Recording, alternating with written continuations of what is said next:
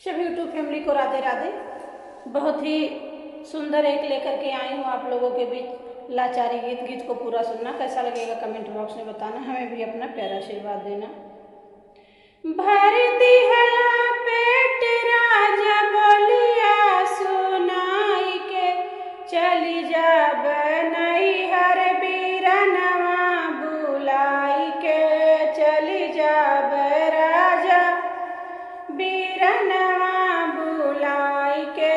भर दिहला पेट राजा बोलिया सुनाई के, चली जाब नैहर बीरनवा बुलाई के, चली जाब राजा बीरनवा बुलाई के।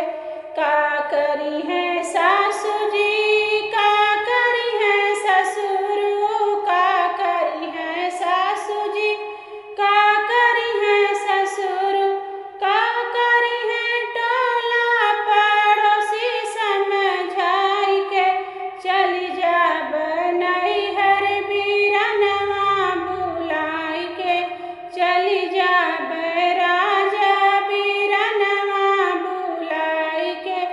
भर दिहला पेट राजा बोलिया सुनाई के, चली जाब नैहर बीरनवा बुलाई के, चली जाब राजा बीरनवा बुलाई के।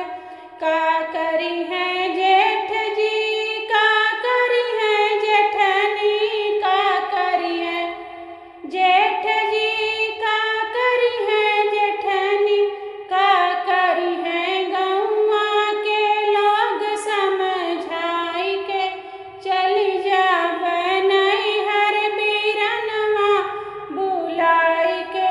भर दिहला पेट राजा बोलिया सुनाई के, चली जाब नैहर बीरनवा बुलाई के।